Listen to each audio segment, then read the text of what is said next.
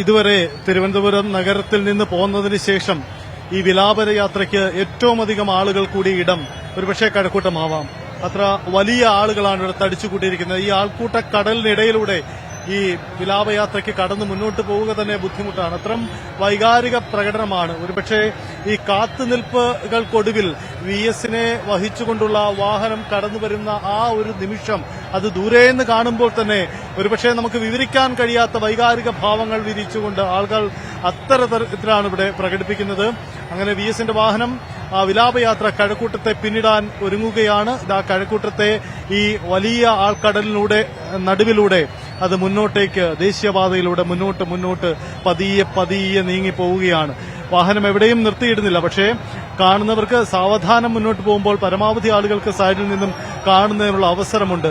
ഒരു വലിയ ആൾക്കൂട്ടം, ഒരുപക്ഷെ ഇവിടെ കൂടിയിരിക്കുന്നവർക്ക് VS എന്ന ആ വികാരം അതതിന്റെ പരമകോടിയിലാണിപ്പോൾ. അതാണ് ആളുകൾ പ്രകടിപ്പിക്കുന്ന വികാര ഭാവങ്ങളും അങ്ങനെയാണ്. ദേശീയപാതകളുടെ എല്ലാ പ്രധാനപ്പെട്ട ഇടങ്ങളിലുമെല്ലാം ഇതേ കാഴ്ചകളാണ്. ഇനിയും നേരത്തെ ഷെഡ്യൂൾ ചെയ്ത പ്രകാരം തിരുവനന്തപുരത്ത് ഏകദേശം 8 പോയിന്റുകൾ കൂടി തിരുവനന്തപുരം ജില്ലയിൽ തന്നെ പിന്നിടാനുണ്ട്. ആ പോയിന്റുകളിലെല്ലാം സമാനമായ കാഴ്ച ഉണ്ടാവുന്നു എന്നതാണ്. അങ്ങനെയെങ്കിൽ ഇനി കൂടുതൽ അടുക്കുമ്പോൾ കൊല്ലം ജില്ലയിലേക്ക് എത്തുമ്പോൾ, കൊല്ലം നമുക്കറിയാം ഇടതുപക്ഷത്തിന്റെ കോട്ടയാണ് കൊല്ലം. അവിടെ വൈകാരികത അതിന്റെ അപ്പുറമെത്തും. കമ്മ്യൂണിസ്റ്റ് നേതാവിന്റെ മരണം എന്നത് അവർക്കിടയിൽ എങ്ങേയറ്റം വൈകാരിക തലമാണ്. അവിടെ VS കൂടി ആയാലോ എന്നതാണ് കാഴ്ച. അവിടേക്ക് എല്ലാവരും തടിച്ചുകൂടി കൊല്ലത്തെ ജില്ല പൂർണ്ണമായും VS ആൾക്കൂട്ടത്തിനിടയിലൂടെ വിലാപയാത്രയ്ക്ക് കടന്നുപോവാൻ നന്നേ പാടുപെടേണ്ടി വരും. ഇവിടെ കൂടുന്നവരെയൊക്കെ നിയന്ത്രിക്കാൻ പാടുപെടുന്നുണ്ട്. കാരണം ആൾക്കൂട്ടം അത്ര അധികം വൈകാരിക തലത്തിലാണ് പ്രകടിക്കുന്നത്. ആൾക്കൂട്ടം ഈ ദേശീയപാത ഇതുവരെ കടന്നു വന്നതുപോലെയല്ല, ഇനി അങ്ങോട്ടേക്ക് ദേശീയപാതയാണ്.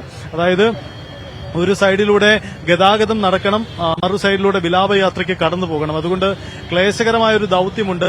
ഗതാഗത സംവിധാനങ്ങൾക്കും ക്രമീകരണങ്ങൾക്കും മറ്റും വെല്ലുവിളിയുണ്ട്. അതുകൊണ്ട് ഏറെ ശ്രദ്ധയോടെ ഏറെ ഗൌരവമുള്ള സങ്കീർണമായ വിലാപയാത്രയാണ് ഇനി അങ്ങോട്ടേക്ക് കടന്നു പോകേണ്ടത്. ഇതിനിടയിൽ റോഡിന്റെ ഇരുവശങ്ങളിലും ആളുകൾ തടിച്ചുകൂടുന്നു. എന്തായാലും കഴക്കൂട്ടം പിന്നിട്ട് യാത്രയാണ്. അടുത്ത പോയിന്റ് വെട്ടുറോഡാണ്, അതിനുശേഷം കണിയാപുരം, അതിനുശേഷം അടുത്ത പോയിന്റ് അങ്ങനെ മംഗലപുരം, അങ്ങനെ നീണ്ട് ആറ്റിങ്ങലെത്തി തിരുവനന്തപുരത്തിന്റെ അതിർത്തി പിന്നിട്ട് കൊല്ലം ജില്ലയിലേക്ക് പ്രവേശിക്കും.